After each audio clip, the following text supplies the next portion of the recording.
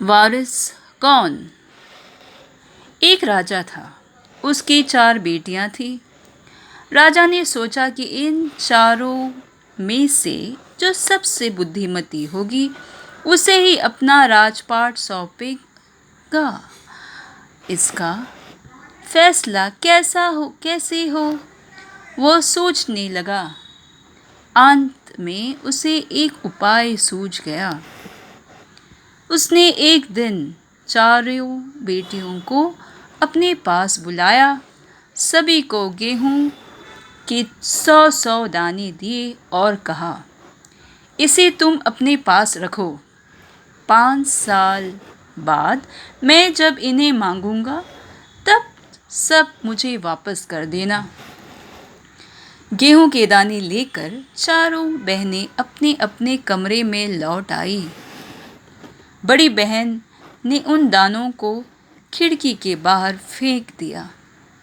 उसने सोचा, आज से 5 साल बाद पिताजी को गेहूं के इन दानों की याद रहेगी क्या? और जो याद भी रहा तो क्या हुआ, भंडार से लेकर दे दूंगी। दूसरी बहन ने दोनों को चांदी के एक डिब्बे में डालकर उसे मखमल के थैले में बंद करके सुरक्षा से अपने संदूकची में डाल दिया।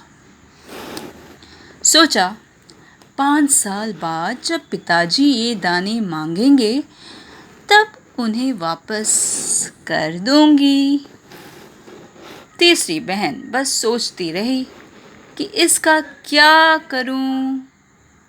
चौथी और छोटी बहन तनिक बच्ची थी। शरारतें करना उसे बहुत पसंद था।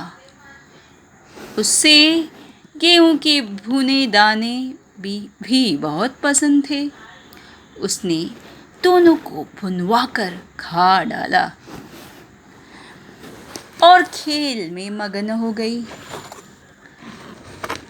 तीसरी राजकुमारी को इस बात का यकीन था कि पिताजी ने उन्हें यूं ही ये दाने नहीं दिए होंगे, जरूर इसके पीछे कोई मकसद होगा। पहले तो उसने भी अपनी दूसरी बहनों की तरह ही उन्हें सहज कर रख देने की सोची, लेकिन वह ऐसा न कर सकी। 2-3 दिनों तक वह सोचती रही। फिर उसने अपने कमरे की खिड़की के पीछे वाली जमीन में वे दाने बो दिए। समय पर अंकुर फूटे, पौधे तैयार हुए, दाने निकले। राजकुमारी ने तैयार फसल में से दाने निकाले और फिर से बो दिए। इस तरह 5 वर्षों में उसके पास ढेर सारे गेहूं तैयार हो गए।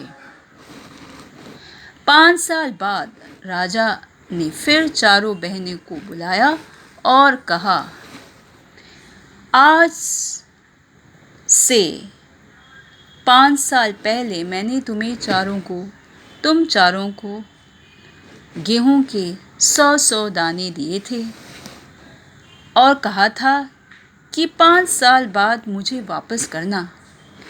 कहाँ है वे दाने? बड़ी राजकुमारी भंडार घर जाकर गेहूं के दाने ले आई और राजा को दे दिए। राजा ने पूछा, क्या ये वही दाने हैं जो मैंने तुम्हें दिए थे?